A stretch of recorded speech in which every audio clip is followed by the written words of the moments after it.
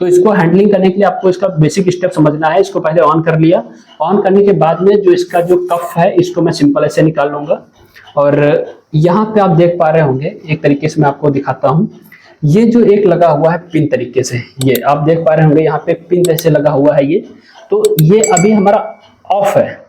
जब हम इसको ऐसे डाउन कर देंगे नीचे को, देखिए मैंने डाउन कर दिया है ये यहाँ पे, तो ये तरीके से जो है ये ऑन हो गया है। अब जब हम ये बैलून है, जब बैलून में हम एयर को फिल करेंगे तो ये हमारा जो है पारा ऊपर को चढ़ता हुआ नजर आएगा।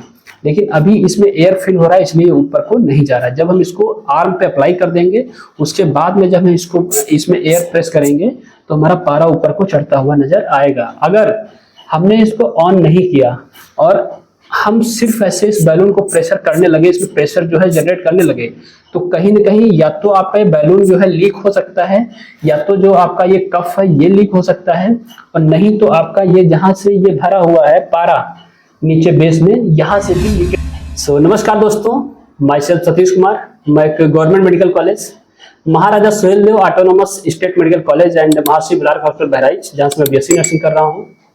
तो आज के इस वीडियो में बात करेंगे कि काफी लोगों का जो डाउट था, और उसी डाउट को लेकर के हमारे साथ अभी ये बैठे हुए हैं जो कि हमारे जूनियर हैं 24 बैच के, और मैं सतीश कुमार जो कि 2022 बैच बीएससी नर्सिंग कर रहा हूं। तो काफी लोगों का ये डाउट था कि जब हमारा क्लिनिकल पोस्टिंग लगता है तो कुछ ऐसे बेसिक प्रोसीजर होते हैं जो कि मोस्टली विद्यार्थी को आना चाहिए, जो कि पेशेंट के जब हम बेड साइड जाते हैं तो बेसिकली ये प्रोसीजर जो है परफॉर्म करने को पड़ते हैं। तो उसी प्रोसीजर के साथ साथ हमारे साथ एक प्रोसीजर आज हम आपको परफॉर्म करके दिखाएंगे, जो कि है बीपी जो होता है, यानी कि ब्लड प्रेशर जो पेशेंट का होता है मैनुअली कैसे उसको मेजर करते हैं। तो डिजिटली तो हर किसी को आता है, सिंपली उसमें प्रोसीजर होता है कि एक जो बीपी कफ होता है उसको वहाँ पे जो मिड आर्म होता है वहाँ पे उसको अप्लाई करके उसके बाद में हम वो मशीन अपना रीडिंग दे देता है। तो ये एक सिंपल प्रोसेस है। लेकिन चैलेंज बात ये होती है कि हर एक विद्यार्थी के अंदर एक क्यूरियोसिटी होती है कि वो मैनुअली जो है ब्लड प्रेशर उसको कैसे मेजर करे, वो चाहे एमबीबीएस कर रहा हो या फिर बी फार्मा का विद्यार्थी या फिर डी फार्मा हो या फिर पैरामेडिकल का कोई भी प्रोफेशन का ऐसा विद्यार्थी, जब उसका क्लिनिकल पोस्टिंग लगता है तो उसके मन में ये डिजायर होता है कि हम बीपी कैसे मेजर करेंगे मैनुअली इंस्ट्रूमेंट से। तो अभी हमारे साथ सारे मैनुअली जो है मैनुअल जो इंस्ट्रूमेंट है वो रखे हुए हैं। ये हमारा स्टेथोस्कोप है और साथ ही साथ हमारा ये बीपी इंस्ट्रूमेंट है जो कि मैनुअल है ना। तो अभी हमारे साथ मौजूद है ये सर्वेश कुमार जो कि 2024 बैच के विद्यार्थी हैं।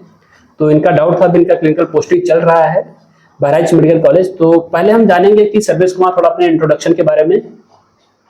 Sir, my name is Sarvesh Kumar, my from district Lakhimpur Kheri. Okay, I am study Maharaja Suheldev medical college Bahraich. Okay, तो ये 2024 बैच के विद्यार्थी हैं और मेडिकल कॉलेज बहराइच, जैसा कि हमने पहले बता दिया, जब मेरे जूनियर हैं 24 बैच के, तो बेसिकली मतलब मेडिकल कॉलेज बहराइच में अभी बीएससी नर्सिंग कर रहे हैं।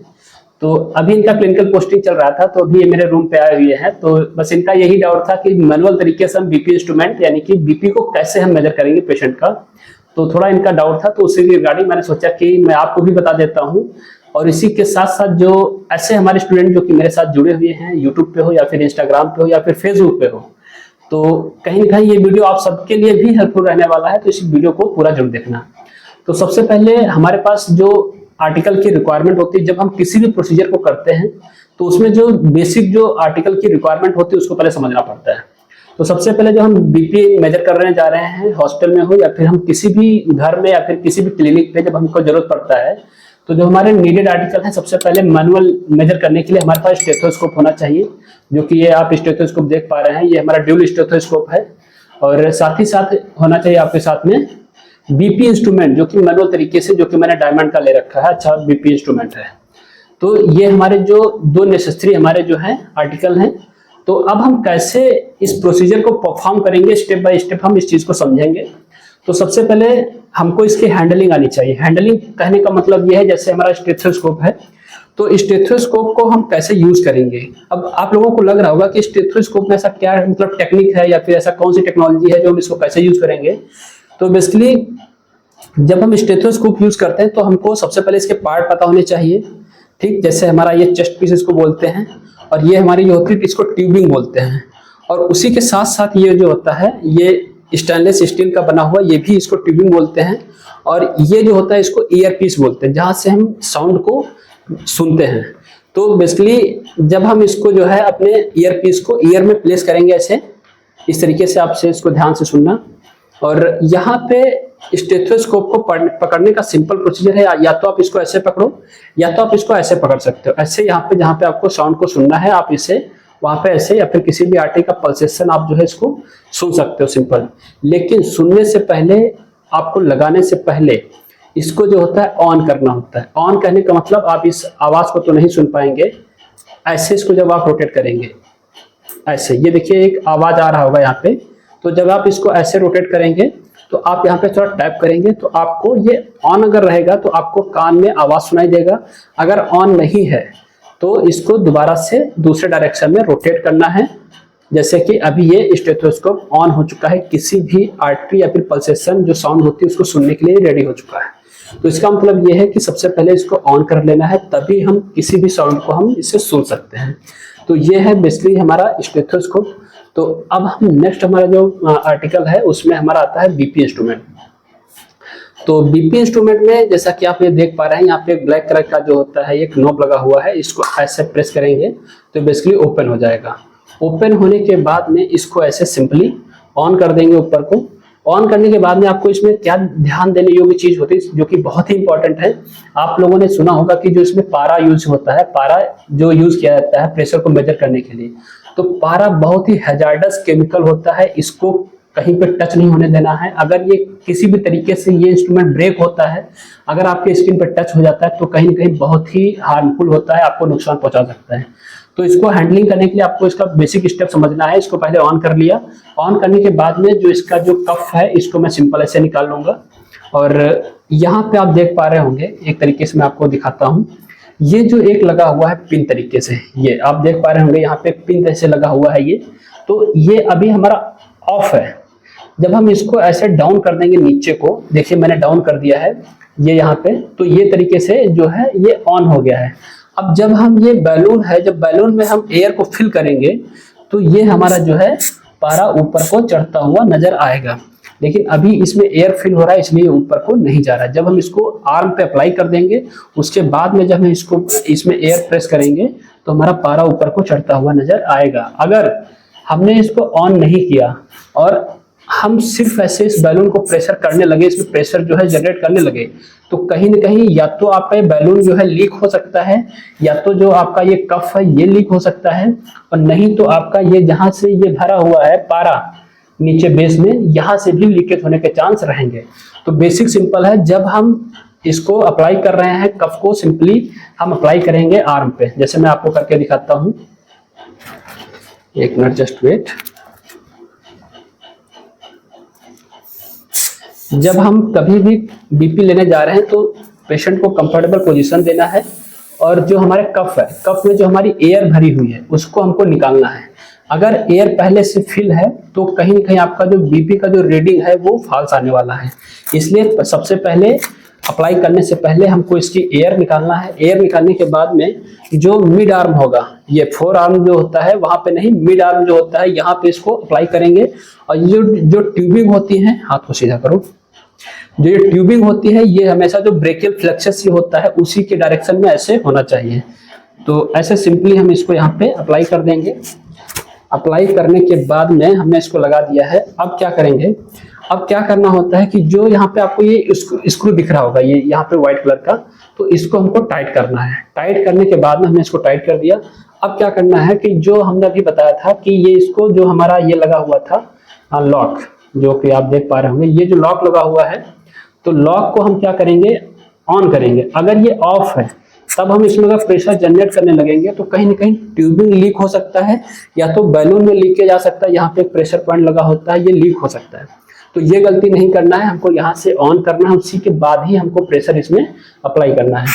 तो जैसा कि आप देख रहे हैं कि जैसे मैंने इसको यहाँ से ऑन कर रखा है और यहाँ पे आपको पारा नजर आ रहा होगा, ये यहाँ पे देख पा रहे होंगे। तो जैसे हम इसमें एयर को पुश कर रहे हैं तो देखिए पारा ऊपर चढ़ता हुआ नजर आ रहा है। तो ये बेसिकली पारा ऊपर चढ़ रहा है। यहाँ से हम इसको बीपी को कैसे मेजर करें, अब यहाँ से हमारे प्रोसीजर की स्टार्टिंग होती है। ये तो सिंपल हो गया जो अभी तक मैंने बताया कि इसको कैसे हम ऑपरेट करेंगे, जो हमारे नीडेड आर्टिकल थे। तो हमने अभी जो है इसकी एयर को रिलीज कर दिया है, जो स्क्रू था उससे मैंने एयर को रिलीज कर दिया है। अब हम क्या करेंगे, स्टेथोस्कोप को अपने कान से लगाएंगे, यानी जो हमारे ईयर है उसमें ईयर पीस जो होता है स्टेथोस्कोप का, उसको हम सिंपली ऐसे प्लेस करेंगे। प्लेस करने के बाद में हम इसको चेक करेंगे कि हमारा स्टेथोस्कोप ऑन है कि नहीं। तो अभी बेसिकली हमारा स्टेथोस्कोप ऑन है। अब हम इसको क्या करेंगे, जो हमारा ये ब्रेकियल फ्लेक्सस था, एक मिनट जस्ट, जो ये हमारा ब्रेकियल फ्लेक्सस था, यहाँ से हम इसको प्लेस करेंगे स्टेथोस्कोप को साउंड को सुनने के लिए। तो जैसे हम यहाँ पे प्लेस कर दिया है, प्लेस करने के बाद में एक हाथ से हम स्क्रू को ऐसे टाइट कर देंगे। स्क्रू को हम ऐसे टाइट कर रहे हैं। टाइट करने के बाद में अब हम धीरे धीरे एयर को इसमें पुश करेंगे। जैसे आप वहाँ पे ध्यान से देखिए, जो हमारा जो रीडिंग स्केल है स्फेग्नोमैनोमीटर का, तो उसमें देखिए जो पारा है वो आपको ऊपर चढ़ता हुआ नजर आएगा। देखिए सिंपल तरीका है। तो ऐसे धीरे धीरे इसको हम प्रेस कर रहे हैं, तो हमारा जो पारा ऊपर चढ़ गया है। 180 तक या फिर 200 तक इसको लेके जाएंगे, इससे ऊपर हमको नहीं चढ़ाना होता है। अब हमारा 180 तक हम इसको पारा को चढ़ा दिए। अच्छा, तो अब हमको यहाँ पे ध्यान देना होता है कि जहाँ पे हमको ऊपर से पारा चढ़ने के बाद जो हम नीचे को एयर को रिलीज कर रहे हैं धीरे धीरे, ऐसे यहाँ से हमारा इसको देखिए, हम इसको रेगुलेट कर रहे हैं अपने थंब से। इसको देखिए धीरे धीरे एयर को ऐसे रिलीज कर रहे हैं। रिलीज करने के बाद जहाँ से हमको साउंड सुनाई देगा, जैसे ही साउंड सुनाई देगा तो वहां पे जो पॉइंट होगा स्केल का, उसको हम नोट करेंगे। वो हमारा जो ब्लड प्रेशर होगा वो हमारा सिस्टोलिक ब्लड प्रेशर होगा। और जैसे ही एयर को धीरे धीरे रिलीज करते चले जाएंगे, जहां पे एयर सुनाना यानी कि साउंड जो होती है वो सुनना बंद हो जाएगी हमारे स्टेथोस्कोप से, वो हमारा होता है डायस्टोलिक ब्लड प्रेशर। तो दो तरीके का ब्लड प्रेशर, एक होता है सिस्टोलिक और होता है डायस्टोलिक। तो डायस्टोलिक जो होता है वो नीचे का, यानी कि जैसे हम 120/80 पढ़ते हैं, तो 80 हमारा डायस्टोलिक होता है और जो 120 होता है ये हमारा सिस्टोलिक होता है, जिसका यूनिट होता है mmHg। तो आई होप कि आपको ये बेसिक आइडिया लग गया होगा कि जब जहाँ से हमारा साउंड सुनाई देगा वो हमारा सिस्टोलिक है, और जहाँ से साउंड सुनाना बंद हो जाएगा वो हमारा जो बीपी होता है वो डायस्टोलिक होता है। तो ये सिंपल प्रोसीजर है। अब ये चीज़ हम तो अभी तो यहाँ नहीं दिखा पाएंगे, लेकिन हमने इसको एयर को रिलीज कर दिया। रिलीज करने के बाद में सिंपली स्टेथोस्कोप का जो पीस है उसको हम हटा देंगे, चेस्ट पीस को, और ईयर जो होता है ईयर पीस हटा लेंगे। हटाने के बाद में हमने सारे आर्टिकल रीयूज के लिए यहाँ पे फिर से रख दिया है। अब क्या करेंगे, एयर ऐसे पूरा रिलीज कर दिया है। अब यहाँ पे कोई प्रेशर जो है जनरेट नहीं होगा। अब हम जो है इसको सिंपली जो है ऐसे रिमूव कर देंगे। जो हमारा कफ था, बीपी कफ जो था, हमने इसको रिमूव कर दिया। रिमूव करने के बाद में इसको हम दूसरे पेशेंट में जब अप्लाई करेंगे तो इसको ऐसे टाइटली जो है प्रेस करना, ताकि इसमें की एयर निकल जाए। अगर एयर नहीं निकलता तो जब हम दूसरे पेशेंट पे अप्लाई करेंगे तो उसमें कहीं ना कहीं फॉल्स रीडिंग आने के चांसेस रहेंगे। अच्छा, जब हम दूसरे पेशेंट के पास जाते हैं तो बेसिकली जो होता है, ये जो लॉक था हमने बताया था आपको यहाँ पे, तो इसको ऐसे ऊपर को स्टैंड कर देना है, ऐसे सीधा कर देना है। अगर इसको नहीं करेंगे तो बाय द वे अगर बीपी जो है जब आप लेके जा रहे हैं, अगर ये कैसे तिरछा या कुछ ऐसे हुआ तो इसमें से पारा जो है, ये जो कि बहुत ही हजार्डस केमिकल है, ये यहाँ से लीक हो सकता है, जो कि आपके लिए भी और जो आपके पेशेंट एडमिट हैं उनके सबके लिए कहीं ना कहीं बहुत ही हार्मफुल रहेगा।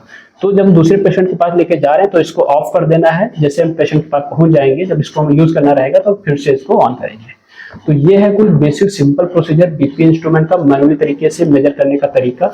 तो आई होप कि आप लोगों को ये वीडियो पसंद आया होगा। और अभी हमारे साथ ये सर्वेश हैं जो कि 24 बैच के जूनियर हैं सर, और इनका जो डाउट था तो आई होप कि इनका भी डाउट क्लियर कर दिया होगा। और जो विद्यार्थी फर्स्ट टाइम हमारे चैनल पे वीडियो को देख रहे हैं तो वीडियो को शेयर करना और चैनल को सब्सक्राइब कर लेना, ताकि जैसे कोई इन्फॉर्मेटिव वीडियो अपलोड करें तो आपके पास सबसे पहले उसका नोटिफिकेशन पहुंच जाए।